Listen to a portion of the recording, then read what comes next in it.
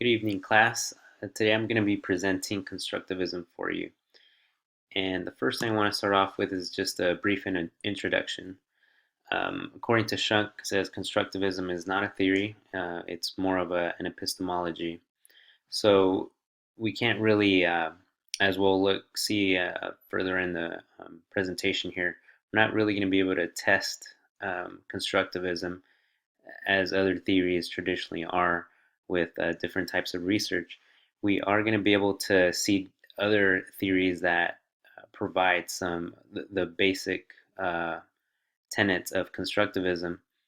And so when we talk about constructivism, we're talking more of what an outlook of a teacher would look like, or an instructor, not so much as a set guideline, but more of the mindset or the outlook that an instructor would take in teaching his or her class. One of the other things to note is that in constructivism, people are active learners and they develop knowledge for themselves, which means everyone is going to have their own creation of knowledge, and that could be different from someone else's. As in learning how to tie a shoe or throw a ball, that could feel and sound different and look different from one person to the next, and that's what creates the knowledge of that motor function for each individual. As von Glasserfeld states here, it provides a model of cognition that leads directly to a method of teaching that credits the student with the power to become an active learner. So it encourages learner-centered teaching, and that's one of the other points that we're going to hit on as we go through this presentation, which means that the focus moves away from the instructor and more towards the learner. One of the other quotes to note is by Duane and Sater. Uh, it says, students add to their learning through a variety of different experiences, constructing knowledge from social encounters using language. And in this quote, it hits on a key point that we'll see later on, which is social encounters. And that's going to be very important for constructivism, in that a lot of the methods and approaches in delivering a lecture, or just trying to convey a concept to students, is going to be done in a team environment or a group environment. And that's going to be important um, for the aspect that the student is going to need to interact with others, and that the communication and language is going to help develop their cognition. Okay, so next we move on to some background. And here we're going to present two theories that help develop, like I said, some of the basic tenets of constructivism. The first is Piaget's theory of cognitive development. And like it states here, the theory was formulated over time. It wasn't just written in one piece. One of the first things to note about theory of cognitive development is equilibration. And this just states that it's the drive of to balance cognitive structures and the environment. So basically, what we're talking about here is the ability to take what is already known by the learner and try to fit it around a sort of problem that is provided by the environment. One of the first ways that it's done is through assimilation. So assimilation is trying to fit the external reality to the cognitive structure of the learner.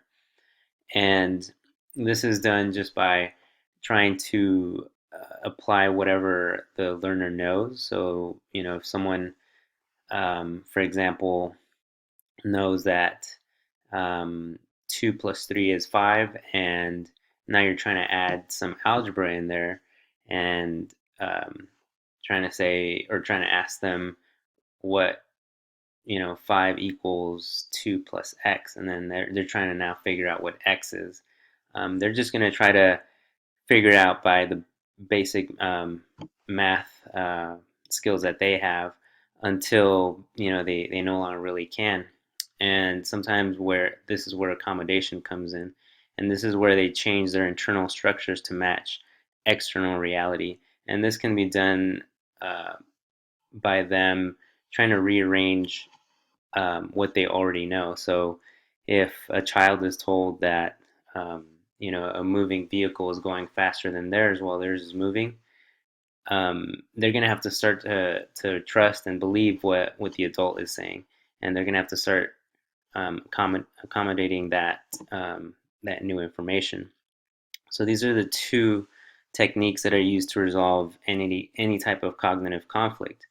But the thing is that learners need this cognitive conflict in order to further develop their cognitive skills.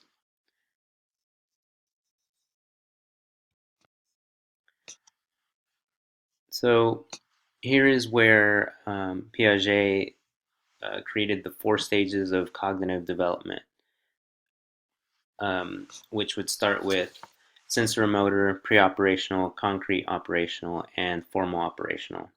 And many of us have heard these different stages, and what he uses for is a way to know when to add this cognitive conflict, because he found that if you add a certain conflict too early for someone that hasn't passed, let's say from sensorimotor to pre-operational, they would not make that leap to the next stage, or it would be too difficult to do that. So one of the things that is noted here, it says instructors must properly evaluate their students and know when to introduce cognitive conflict. That's one of the recommendations that is made when applying this theory. And as an instructor, and when using constructivism, that's one of the things or one of the aspects of constructivism that can be critical, which is knowing your students, getting as much information from them, getting their feedback, and truly knowing where they're at, their comprehension, and reassessing how the curriculum is going to go, and how you're going to deliver that, is going to be critical, as we'll see later on. Okay, the next theory that we'll look at is Vygotsky's social cultural theory. And this is where more emphasis is placed on the environment. And if, as it states in our book, um, it is this is where Vygotsky looked at how the environment um, affected learners' consciousness.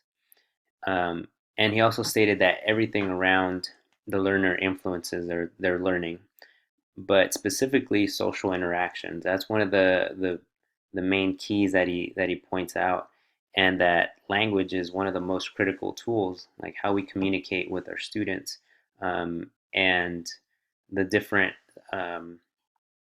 types of communication that students have between them, their colleagues, the instructor, and whatever environment is required of them, depending on the topic of their study.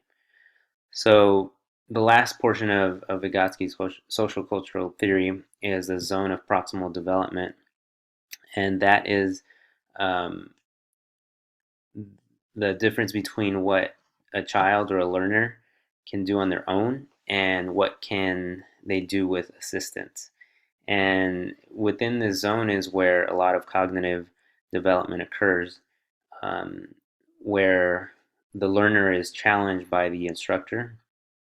And this is once the instructor knows uh, what level of cognitive development they're in.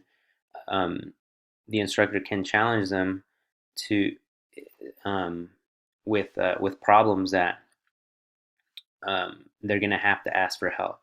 They're going to have to communicate with colleagues. They're going to have to ask help from their instructor to figure out a certain problem, and this is going to um, further develop um, their their um, their cognitive development. So some of the constructivism key features that we're going to see here are very nicely stated by an author called Brooks and Brooks. But before we do that, here are some of the just the general tenets that that we've picked out from constructivism, which is it provides environments that encourage learning. They focus on big concepts, they seek students' opinions, and you often see learners working in groups. So, like I mentioned before, we're gonna, in your book, and in Brooks and Brooks study in 1999, um, they listed these key features, these key components that can be applied for for teaching in a constructivism manner. So the first is to pose problems of emerging relevance to students. The second is structure learning around primary concepts. Then values, seek and value students' point of view, adapt curriculum to address students' suppositions, and assess student learning in the context of teaching. So as we look at constructivism and some of the studies that we're going to present, you're going to see that the first point, giving problems or providing problems that are very relevant to their career, their future career, is going to be very important. One of the points that really rung true for me was the third one, which says seek and value students' point of view. And here, I don't think I had really thought about this, but in order to really engage students, I think they have to be felt, they have to feel appreciation by the instructor. And I think getting their point of view, taking their opinion into account when it comes to uh, developing and leading the class is really important. And we'll see some of the examples of how to apply constructivism and how that works in a positive manner. So some strengths and weaknesses of constructivism. The first few are some of the weaknesses. So it says it could be difficult to transition from teacher-centered to learner-centered format. So there's instructors and students alike that are used to, being fed information and then just being tested on that information through a multiple choice or a, a paper test, and not really getting to apply what they've learned, and not really assessing true comprehension of the information. So that could be difficult for an instructor to transition to that, but it also could easily be a problem for students to get motivated or to feel the need to do more work and to be the center of the class. The second is that, again, this is not a theory, so it's going to be a little difficult to research and to perform tests on, um, because there's in essence there's really nothing to test because um, everything is supposed to be individual knowledge. Like they're supposed to be um, every learner is supposed to create their own knowledge. So how can you compare two different persons' view on one thing?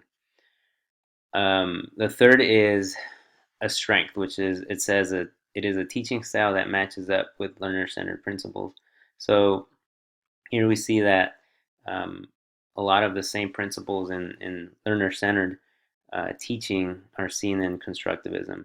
So putting the student first, getting their opinion, um, building the curriculum around uh, experiences that will get them to collaborate with others and um, challenge them in creating new knowledge. Last, it exposes students to collaboration, communication, and problem solving. Um, and as we'll see in some of the examples that we give, that this is going to be very evident. Okay, so we'll move on to some current applications of constructivism. And the first example is in music education. Shively in 2015 wrote an article about how in music education the constructivism theory has been applied. And one of the key points that he makes, or questions that he asks of the reader, is what should the instructor's stance be in the classroom? It should not be one of um, moving away as the leader or the instructor, and just allowing the students to run the class themselves. That's not what constructivism is saying, but it is saying that they should be more of a facilitator, and that they should allow the student to have some say in what is being learned and how it's being learned. Um, the other point that he makes is that in music, instructors should try to meet the students where they are. And he gives a good metaphor, as in, crossing the street to where the student is on the other side of the street, that we shouldn't just wait for the student to come to us, that we should try to meet them on their side as well. And that, in the examples that he gave in music, were that the instructor should take an interest in the type of music that the student likes. It may not be classical music; it may be rock or grunge or hip hop, things like that. And the instructor should take interest in that because it could help them in developing better curriculum, like knowing what will motivate the student.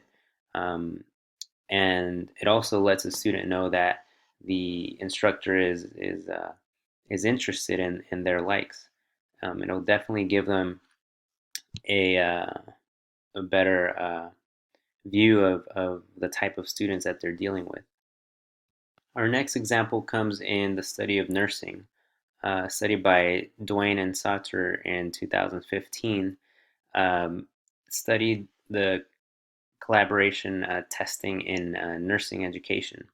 And here they gave a group of second and fourth year nursing students the an individual exam that would be similar to the NCLEX exam, and they had an hour or 2 hours, depending on the test, to complete it. Once they were done with that, they were immediately put into a group of 3 or 4 to complete the test as a group, but they would have less time to finish it here.